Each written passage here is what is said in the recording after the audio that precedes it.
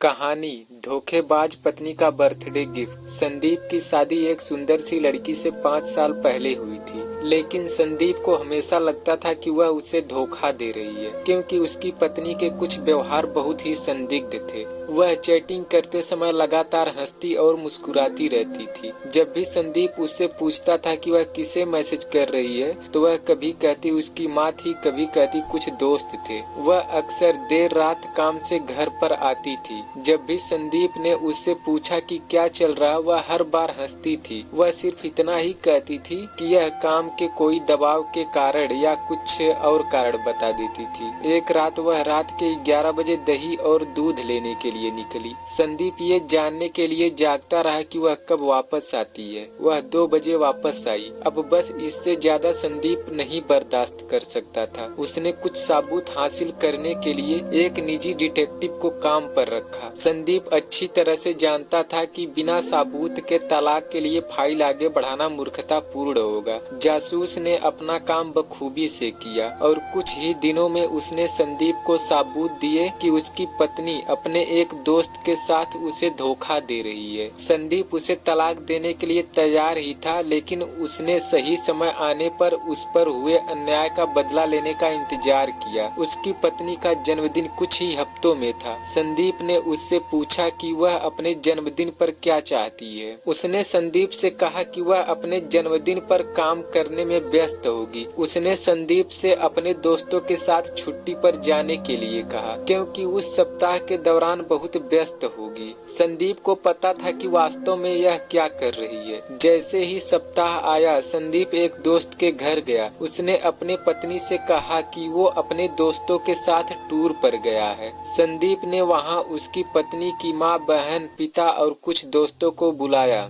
उसने उनसे कहा कि वो उसके जन्मदिन पर एक बहुत बड़ा सरप्राइज देना चाहता है। संदीप ने उनसे कहा कि हम उसे सरप्राइज देने के लिए उसके कमरे में घुसेंगे। सुबह का समय था। संदीप अपने अपार्टमेंट के ठीक बाहर सभी से मिला। वो लिफ्ट में गए। वो अब कुल मिलाकर 7-8 लोग थे। उसकी पत्नी की माँ के हाथ में जन्मदिन का केक था। उसके पिता के पास शैंपेन की बोतल थी। उसकी बहन के पास फूलों का गुलदस्ता था। उसके सभी दोस्तों के पास उसके लिए कुछ न कुछ उपहार था, लेकिन ये किसी को अंदाजा नहीं था कि वास्तव में क्या होने वाला है। संदीप ने सभी को जितना हो सके शांत रहने के लिए कहा। संदीप ने दूसरी चाबी से अपार्टमेंट का दरवाजा खोला जो उसके पास थी। वे सभी संदीप की पत्नी को सरप्राइज देने के लिए बेडरूम में घुसे। वहाँ वह दूसरे आदमी के साथ चैन से सो रही थी। उसके पिता ने सदमे में शैंपेन की बोतल फर्श पर गिरा दी। उसकी माँ ने केक के साथ भी ऐसा ही किया। संदीप ने